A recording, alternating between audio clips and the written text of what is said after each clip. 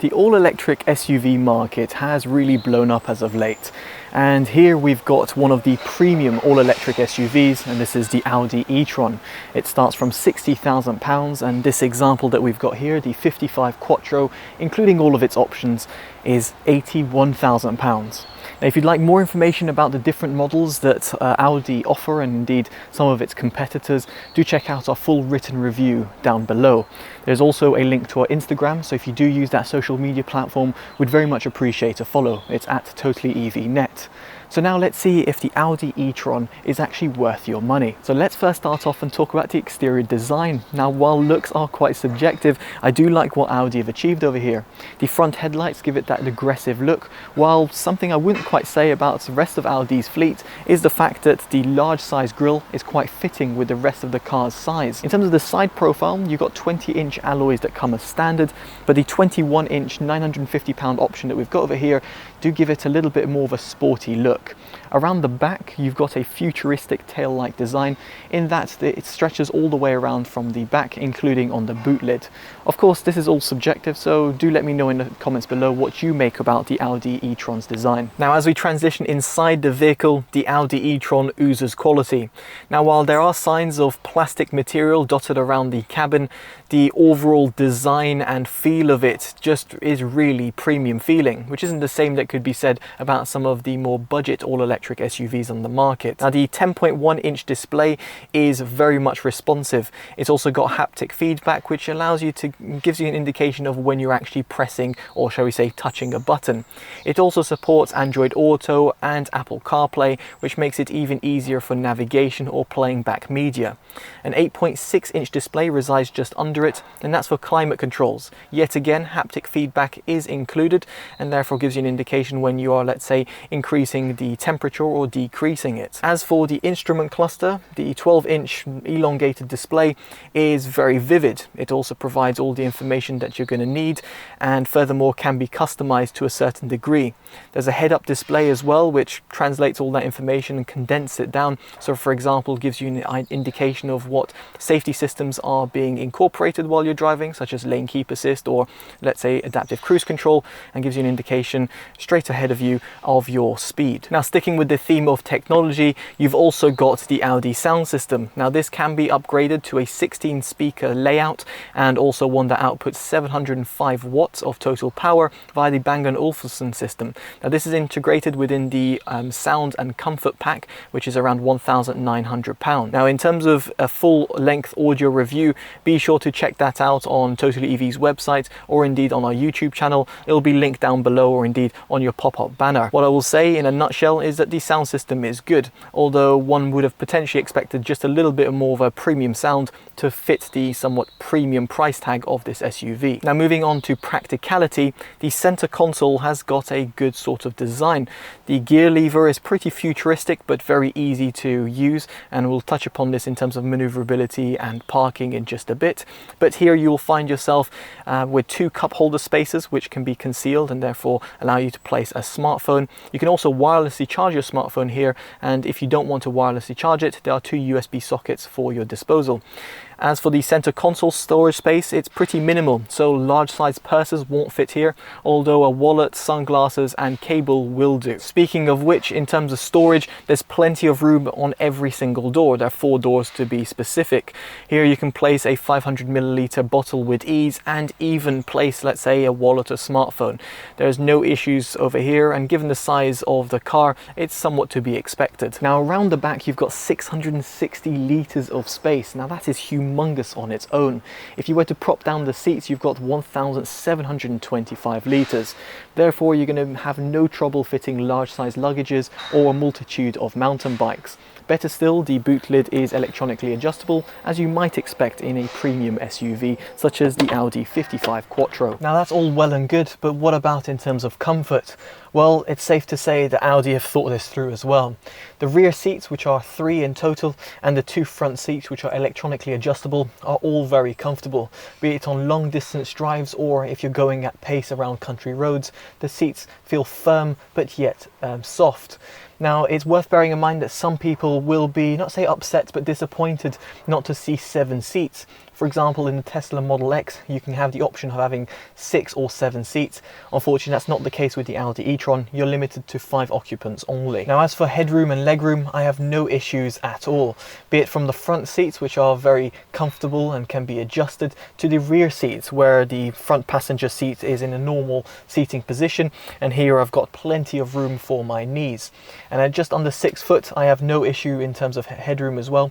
So if you're, let's say, 6'7", I think you'll still fit not only at the front but also at the rear as well. As for practicality for rear occupants, it's also really well thought out, because you've got dedicated climate control for either side.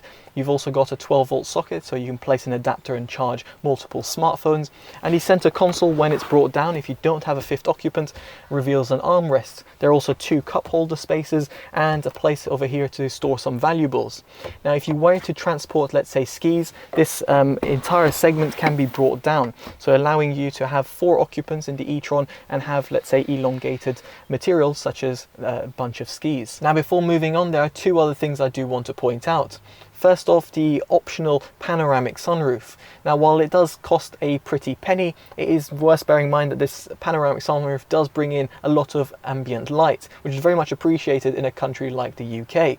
As for the doors, all 4 doors have soft door opening and closing. So if I want to open up the rear door, it's already open. And if I want to close it, I don't actually have to slam it. I can just let it close on its own. A very nice, convenient feature, and somewhat gives it that more premium feel. And now we get on to driving and maneuverability. Now, the latter is extremely easy, and I must say, I think what Audi have integrated in such a large size vehicle makes, well, very light work of very tight inner city routes, for example. Now, I'm in a parking lot over here, and so the most logical thing to do is to pop it into reverse to show the rear view cameras. Now, what you can do if you have the comfort and sound pack, you've got 3D cameras as well, which allow you a full 360 view of the car, and you can see over here you can customize the look as well. This is really useful if you've got, let's say, a tight area to fit into, and you want to make sure that, let's say, you're within the lines of your parking bay. Now, going back into taking off the 3D camera and going into the rear view camera, you can see you've got lines which also correspond with where the car will end up depending on where your steering wheel is. So now we're in reverse, and I'm just going to make sure that we are fine to go back, and we are. So just reversing back, and then I'm going to pop it into drive and just move forwards. Now you can see it's quite a rainy day now, so I'll have to use my windscreen wipers. But what you can see straight away, it's just so easy to do a simple maneuver. And of course, that'll be very much the case with a lot of vehicles out there on the market. But for such a large size vehicle such as the Audi e-tron, it makes very light work and makes you kind of forget that you're driving a, well, large size SUV. Now, as for maneuverability in terms of, let's say, a 3-point turn, what we're going to do over here is a simple maneuver, which I know must seem pretty basic for those people who've passed their driving test, but at the same time, I do kind of want to showcase how easy it is to, well, essentially do a 3-point turn. So just going to check for cyclists, making sure, because usually cyclists zoom past over here. We're in by Wimbledon Common, and so just going to go into around over here to bring it towards the bollards. And if I were to approach too close, these sensors will start popping up, as you can see over here on the left hand side of the infotainment display. Go into reverse and making sure, let's pretend there's some bollards behind me so I don't want to hit them, and go forwards again. And you can see again I'm using those 3D cameras to my advantage, or should I say the 3D sensors as well, and go back forwards, and you can see very light work of what would be quite a stressful time if you didn't have all the sensors and rear view camera to kind of aid you doing that, well, not say complex maneuver, but one that might be a little bit tricky for a large size SUV, specifically if you're not used to it. Now, another thing I want to talk about is actually its suspension, which is actually very nice. There's an air suspension across all 4 wheels, and this all-wheel drive feels just really nice, glazing over speed bumps.